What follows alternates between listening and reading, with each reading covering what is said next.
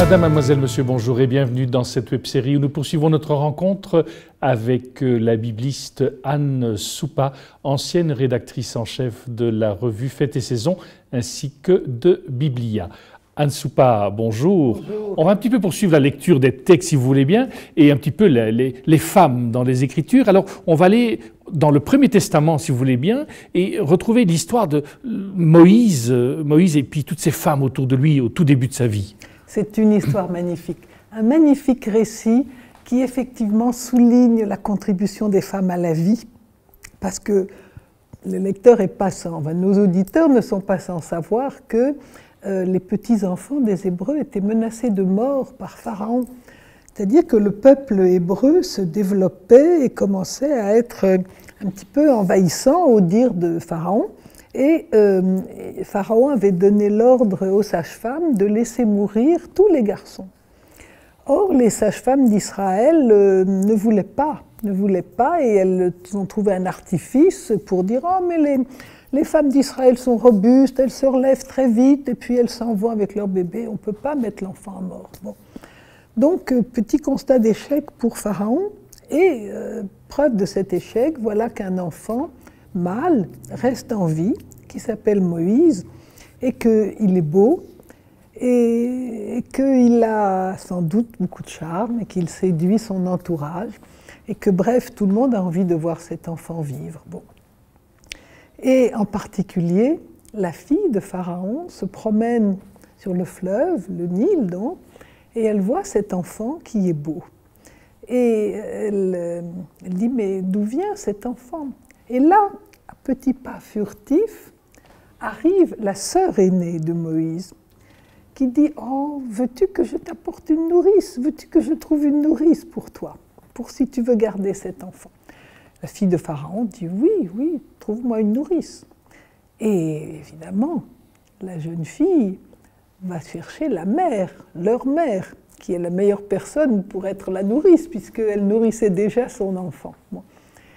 Et ce qui me touche énormément dans ce récit, eh bien, c'est que la mère est dépossédée de son rôle de mère pour ne plus devenir qu'une nourrice.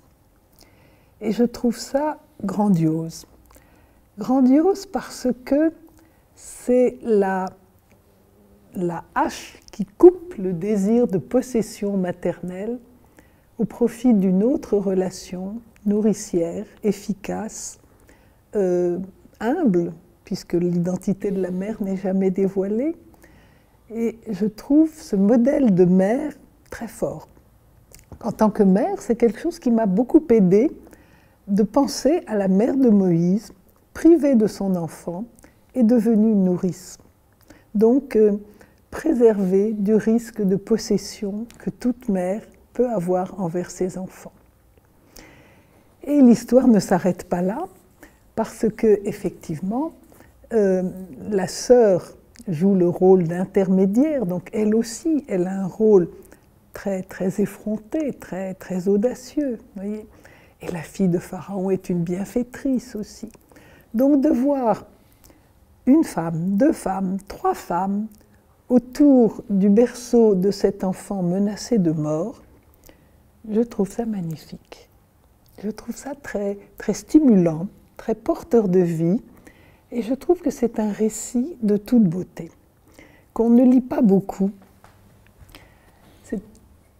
Vous savez, dans l'Antiquité, il y a souvent des récits merveilleux autour des naissances des grands hommes, avec Alexandre aussi, et peut-être même avec Jésus, avec la virginité de Marie, peut-être. Bon. Et autour de Moïse, c'est le cas. Moïse qui va être le grand homme d'Israël, de la libération du peuple, eh bien Moïse a commencé comme un enfant promis à la mort et sauvé par trois femmes. Voilà, je trouve que c'est très beau et que ça nous enseigne tous sur la préservation de la vie, sur le souci de la vie malgré les menaces de mort. Vous avez le sentiment que finalement le rôle d'une mère, c'est le rôle que la mère de Moïse a joué de se retirer quelque part et d'être nourricière, ou bien c'est quelque part d'avoir le rôle de ces trois femmes? Ah, voilà une ouverture que je trouve intéressante.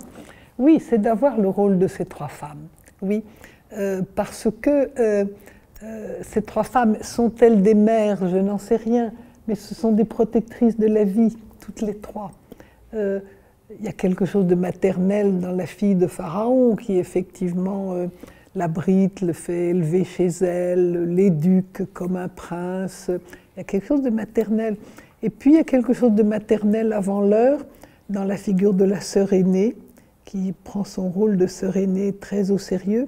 Et là aussi, les sœurs aînées, moi je suis une fille aînée, j'ai trois frères derrière moi, et j'ai peut-être été un peu une sœur aînée envahissante qui décidait un peu tout pour les plus jeunes. Et là, la sœur aînée est vraiment au service de la vie.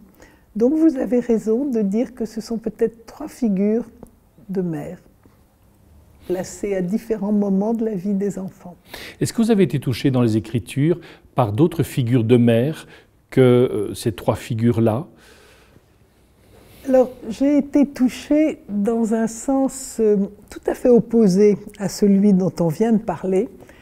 J'ai été questionnée par la préférence de Rebecca pour Jacob.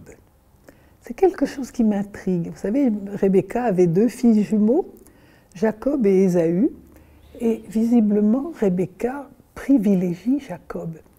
Et ça, c'est un mystère, parce que je trouve que ça, c'est une entorse à la justice parentale qui doit aimer, on aime ses enfants de la même manière. Eh bien non, là je voyais dans la Bible que ce n'était pas le cas. Et ce que ça m'a permis de comprendre, eh bien c'est que les figures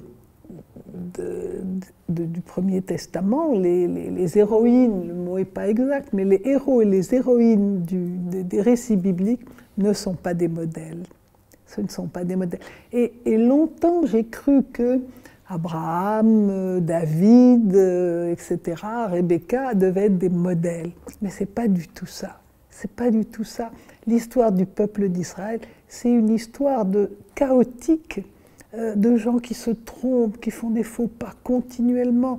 Les patriarches, ce sont tous sauf des éducateurs, ils font tout de travers avec leurs enfants. Bon. David non plus, c'est pas un éducateur.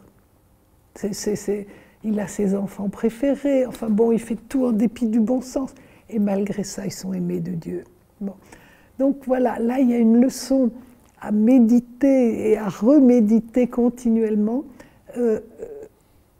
Dieu se rend présent dans toute vie et non pas dans des vies modélisées, aseptisées, comme des pommes golden, uniformes. La présence de Dieu, elle est acquise à qui que l'on soit, quel que soit son degré de morale, si on peut dire. D'où peut-être la question de Jésus, qui est ma mère, qui sont mes frères et sœurs? Oui, cette distance avec les liens parentaux, et celui qui est mon frère, ma mère, c'est celui qui fait la volonté de Dieu d'abord. Quel programme!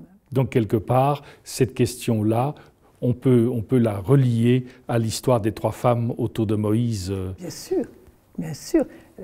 La maternité exercée par ces trois femmes, c'est d'avoir fait la volonté de Dieu qui était de faire grandir la vie et de la préserver. Donc oui, belles histoires. Hein? Anne Soupa, merci beaucoup. À vous. Nous arrivons au terme de ce magazine. Merci de nous avoir accompagnés jusqu'ici. Au nom de toute l'équipe qui l'a préparé, il ne me reste qu'à vous souhaiter une excellente journée. À très bientôt.